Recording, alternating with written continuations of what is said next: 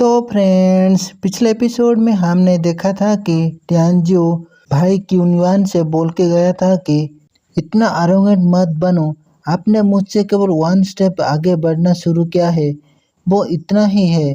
मेरे नाम निश्चित रूप से एक दिन स्पिरिचुअल रोड लिस्ट में होगा, बस मेरा वेट करना। एंड वो वहाँ से चला गया था।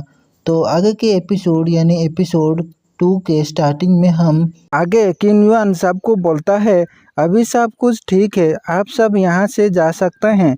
तो वो डिसेबल ये सब सुन के बोलते हैं बिग ब्रदर यहाँ आए हैं तो चलो हम चलते हैं। उसके बाद जियांग बहुत ही खुशी के साथ बड़ा भाई से बोलता है कॉन्ग्रेचुलेसन बड़ा भाई, आपका नाम स्पिरिचुअल रोड लिस्ट में आने के लिए। तो आगे थैंक यू बोल के क्यूनियन बोलता है क्या तुम्हें चोट लगी है? तो आगे जियांग बोलता है नहीं भाई मैं ठीक हूँ। तो थोड़ा दुखी हो के बोलता है अगर मुझे कुछ हो भी जाता है तो उसमें मेरी गलती है, क्योंकि मैं बहुत ही कमज़ोर हूँ। एक दिन ऐसा आएगा कि मैं उसको दिखा दूंगा कि मैं भी स्पिरिचुअल रोड लिस्ट में नाम ला सकता हूँ। तो बड़ा भाई क्यूनियन उसे शाबाशी देते हुए बोलता है तुम डेफिनेटली ये कर सकते हो, तुम अभी बहुत यंग हो, यदि तुम और 2 साल कल्टीवेट करोगे तो तुम डेफिनेटली स्पिरिचुअल रोड लिस्ट में अपना नाम ला सकते हो। तो जियांग प्यार से चेहरा बना के हाँ शायद बोलता है। तो आगे क्यूनियन जियांग से बोलता है अच्छा ठीक है, बातें बहुत हो गई, मास्टर तुम्हें कॉल कर रहे थे तो तुम जल्दी से उनके पास जाओ। तो जियांग ओके भाई, मैं इस लिस्ट को मास्टर को जाके दिखाऊंगा, वो सब देख के बहुत ही खुश होंगे। ये सब बोल के वो वहाँ से चला जाता है। उसके बाद हम देखते हैं कि चीसेक्ट रियर माउंटेन में, जहाँ जियांग दौड़ते दौड़ते अपनी मास्टर के पास आता है एंड बहुत ही खुश होकर बोलता है मास्टर मैं आ गया। उसके बाद हम चीसेक्ट के पैट्रियट्स को देखते हैं जो प्रोफाउंड डाउइस्ट स्टेज पर है। तो आगे जियांग अपने मास्टर के सामने बैठकर बताता है कि मास्टर बड़ा भाई ने स्पिरिचुअल रोड लिस्ट पे अपना नाम लाया है। तो वो पैट्रियट थोड़ा गौर से उसे देख के बोलता है हाँ स्पिरिचुअल रोड। तो उसे ऐसा देख जियांग बोलता है मास्टर क्या आप खुश नहीं है? तो उसको ऐसा देख के जियांग बोलता है मास्टर क्या आप खुश नहीं है? तो मास्टर जियांग के सामने थोड़ा हंस लेता है और बोलता है हाँ ऑफ कोर्स मास्टर खुश हैं। एंड चलो इस बात को जाने दो, सबसे पहले तुम्हारा हाथ को देखने दो। तो इस बात को जियांग के सर के ऊपर चला जाता है, तो वो बुद्धू बन के उसे देखते रहता है। उसके बाद वो अपने मास्टर के कहे अनुसार वो अपने हाथों को दिखाता है। तो मास्टर उस हाथ में इम्प्रिंट जैसा देख के पूरा चौंक जाता है और सीरियस होते हुए सोचता है केवल आधा महीना ही हुआ है और इंस्क्रिप्शन इस डिग्री तक पहले ही समाप्त हो चुका है। तो मास्टर को ऐसे सोचते हुए देख के जियांग बोलता है what the purpose of this bandage? तो मास्टर बोलता है जब टाइम आ जाएगा तुम अपने आप समझ जाओगे। तो इस बात को सुन के जियांग नर्वस हो के सोचता है मास्टर हमेशा यही जवाब देते हैं। उसके बाद पैट्रियट अपनी फिंगर्स को मुंह से बाइट करता है एंड उस फिंगर से निकला हुआ 1 ड्रॉप ब्लड को वो जियांग के तरफ शूट कर देता है। तो जैसे ही उस ब्लड ड्रॉप जियांग के हाथों में लगता है तो जियांग के हाथों में जो इंस्क्रिप्शन था वो बहुत सुंदर तरीके से बाहर अपीयर होता है।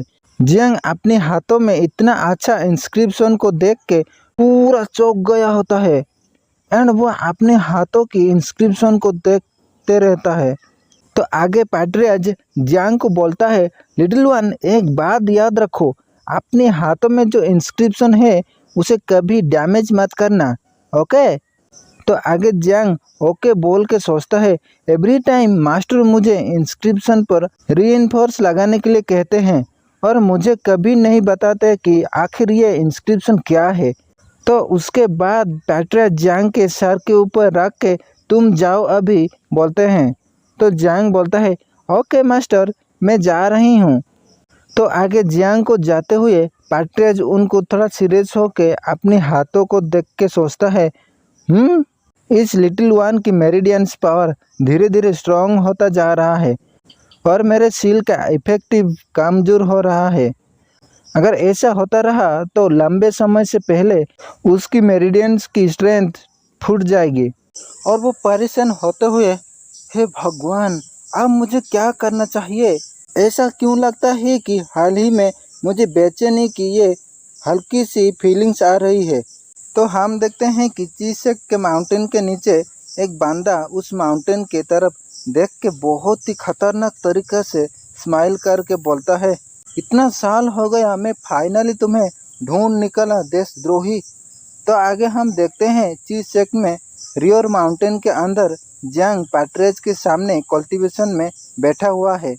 कुछ देर बाद वो अपनी आंखों को खोल के सोचता है, अभी अभी मुझे स्पष्ट रूप से स्पिरिचुअल की पावर थोड़ा सा महसूस हुआ था और जैसा ही मैंने उसे महसूस किया वो गायब हो गया। ऐसा क्यों होता रहता है? तो वो उदास हो के अपने मास्टर को बोलता है, मास्टर, मेरा स्पिरिचुअल पर अभी भी इंक्रीज नहीं हुआ है। तो इस बात को सुन के पैट्रेज बोलते हैं, ओह, जरा मुझे देखने दो।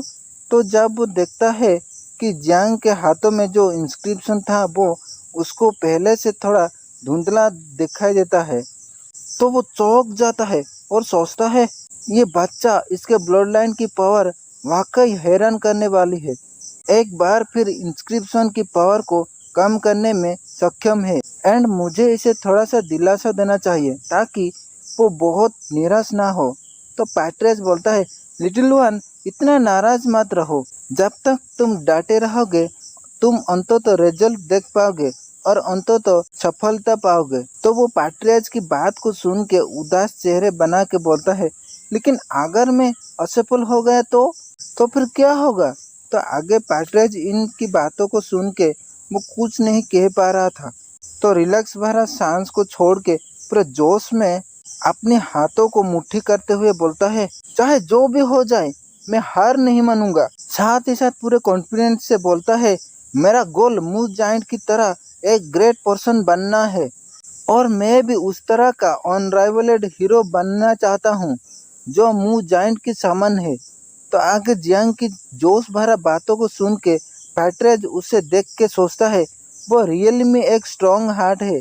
उसने तुरंत खुद को खुश किया और वो थोड़ा सीरियस हो के सोचता है, लेकिन उसका गोल मूव जाइंट है। वो आदमी रियली में एक अनराइवलेड हीरो था, बट अफसोस की बात है कि वो हमारा हीरो नहीं था। तो आगे पैट्रियज को सोच में खोया हुआ देख के जियांग बोलता है, मास्टर, आप किस बारे में सोच रहे हैं? तो पैट्रियज बोलता है, nothing, let's continue our cultivation. And आगे सोचता है, माय लॉर्ड, क्या मैं इसे छोटे वाले पर सील जारी कर दूं? आखिरकार उसे अपने फ्यूचर के पाथ पर चलने के लिए खुद पर भरोसा करना होगा। तो फ्रेंड्स, इसके साथ ही ये एपिसोड यहीं पर ख़त्म होता है। अगर आपको ये वीडियोज अच्छा लग रहा है तो लाइक कीजिए। Thank you.